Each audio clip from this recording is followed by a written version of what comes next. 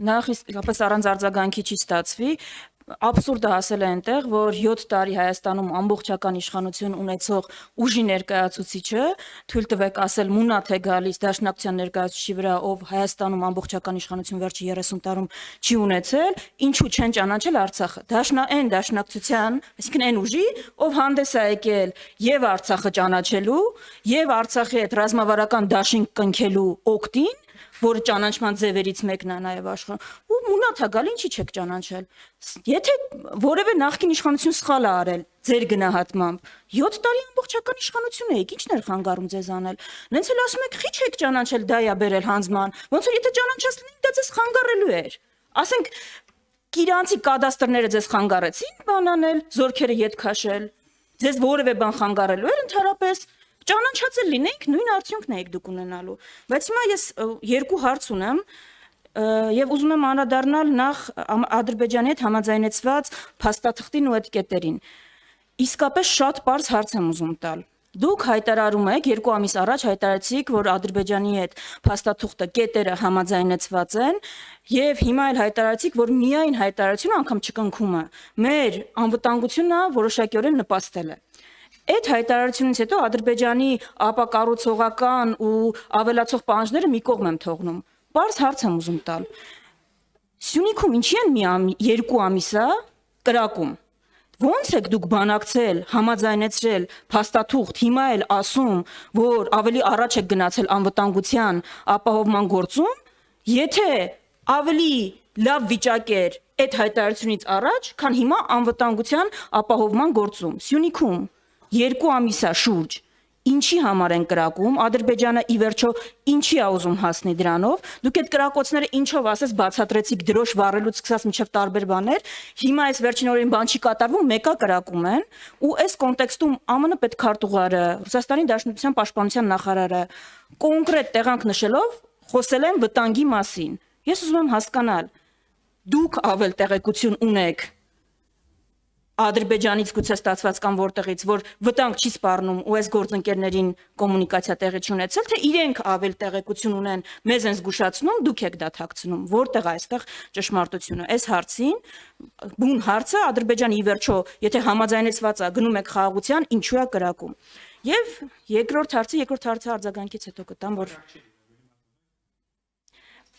ինչի չի լինելու։ Սկսեցինք հարց արձագանքով։ Տրամաբանական պատճառով, ունենք սահմանափակ ժամանակ եւ շատ հարցեր։ Լավ, անիմաստ է կարծում եմ բանավիճելը, հիմա ռեգլամենտի շուրջ, որ ուրիշ ձև սկսեցինք, ուրիշ ձև շարունակում ենք, լավ, երկրորդ հարցը։ Մայիսի 26-ից 28-ը Ամենայն հայոց կաթողիկոսի առաջարկով եկեղեցիների համաշխարհային խորհուրդը եւ Շվեյցարիայի բողոքական եկեղեցին Բեռնում, Շվեյցարիայում անցկացրեց միջազգային համաժողով կրոնական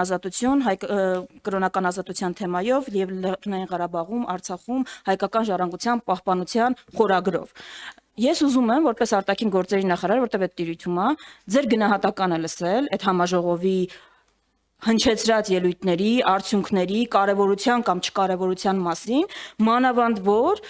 հայ առաքելական եկեղեցուն եւ ամենայն հայոց կաթողիկոսին անձնապես թիրախավորելը,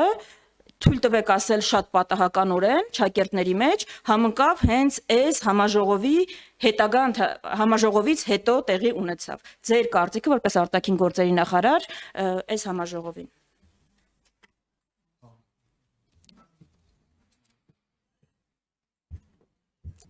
Միացյալ Նահանգների պետքարտուղարությունն ասում է, որ վտանգ կա էսկալացիայի։ Մենք ավելի լավ գիտենք, թե իրանք։ Տիկին Վարդյան,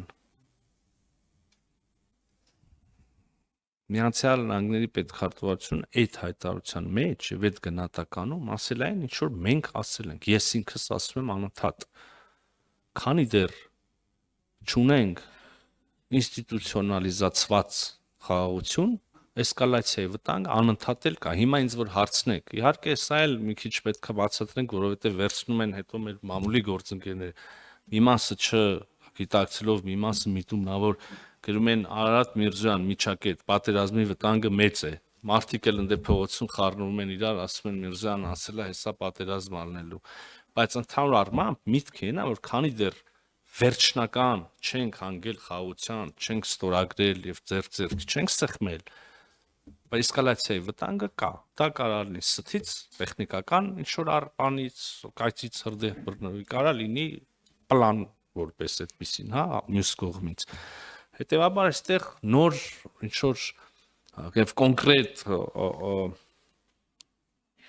բանի գույժ չի, որ հայտնել է Միացյալ Նահանգների պետքարտուղարությունը, կարծում եմ։ Բավական իմ տպավորությունը այդպեսին է։ Հա?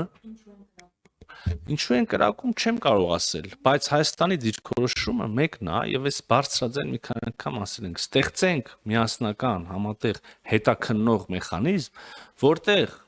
օրինակ այդ մեխանիզմի արդյունքում էլ կարելի է պարզել հրաման են կատարում այդ զինվորները, թե այդ զինվորները, չգիտեմ, որ կողմից էլ լինի, նույնիսկ կողմի բանը չեմ դնում, ինչ որ մտքերից ելնելով կամ ինչ որ վիճակի մեջ լինելով ինքնուրույն գործողություն արել, մեկը կամ խմբով, թե էլի կրկին հրաման է, այսինքն դա այլ ուրեմն կամ օրինակ կենտրոնից թելադրվող գործողությունը, սա բարձելու ճանապարհը մեկն է։ Հետո միասնական համատեղ հետաքննության մեխանիզմ ստեղծել։ Մենք սա առաջարկել ենք ադրբեջանական կողմից։ Բայց ես ասեցի, որ ֆորմալ ձեր հարցերին պատասխանած լինեմ, բայց ուզում եմ ավելի հա միջոցառում են դուք այդտեղ sense մի հատ երանգ եք դնում, ասում այ այդ միջոցառումից հետո դուք սկսեցիք հարձակվել եկեղեցու վրա, կաթողիկոսի վրա, այսինքն անկեղծ ասեմ լուրջ չեք նեղանա, անից անտրամաբանական բան եք ասում, որ նույնիսկ արձագանքելու բան չկա, էլի, ասենք, հիմա որ ուրիշ բան չէ, լավ չեմ ասեմ,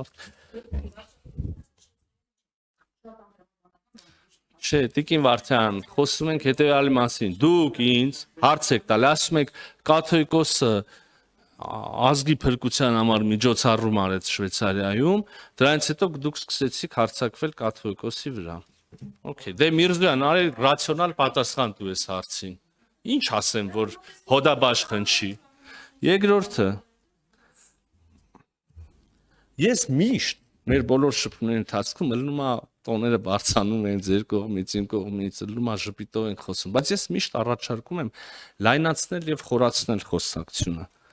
Հիմա էլ եմ նույնն անում, նայեք, ենթադրենք, դուք տենց դիպվածային ասում եք, բայց իրանք կրակում են։ Պարոն Խաչատրյան ասում է, թշնամու վերջի երկու կետին համաձայնվեցիք։ Ես ասում եմ, եկեք խոսանք, ժողովուրդ ջան, ու լավ է, թող հրապարակային, մեր քաղաքացիներն են։ Լավ ինչ անենք։ Լավ։ Չանենք այդ պայմանագիրը, չհամաձայնենք այդին, չառաջարկենք մեխանիզմ, հրճակենք ամբողջ բանին, ինչի մենակ Ադրբեջանը, ինչի մենակ Թուրքիան, մի հսկայակ ասենք թյուրքական աշխարհը, մահմեդական աշխարհը, արդեն արաբական ժողովուրդները, չգիտեմ,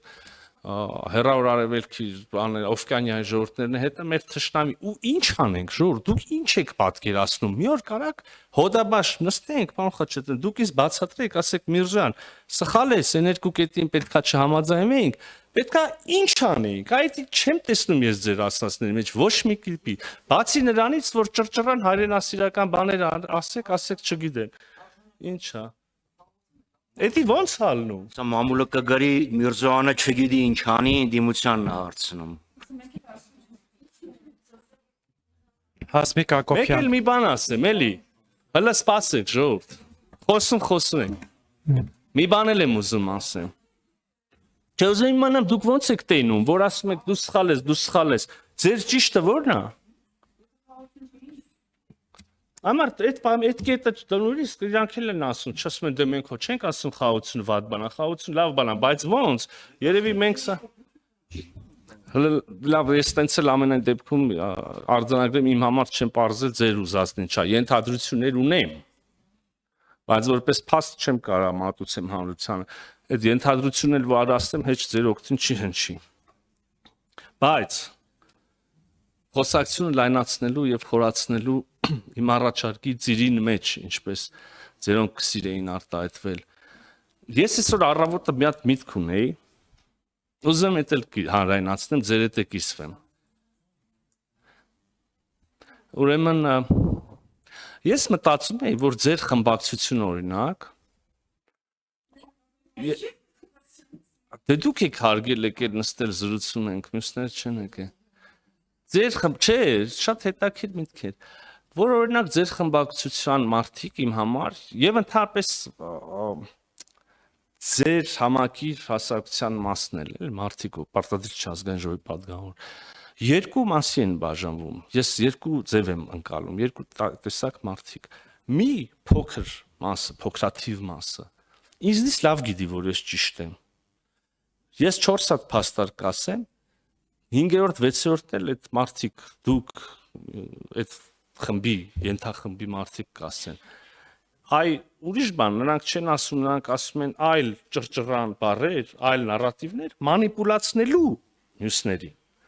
Եվ ահա ձեր խմբի, խմբակցության հոսանքի այն մյուս ավելի մեծ մասը, որը չի մանիպուլացնում, ազնվորեն հավատում են, որ իրանք ճիշտ են։ Օրինակ ուզում եմ կոմպլիմենտ անել, հաջողություն անել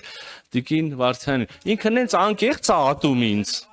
Եվ ազնվորեն հավատում է, որ ես ինչ եմ արել, ծախել եմ, դա չգիտեմ ինչ եմ արել։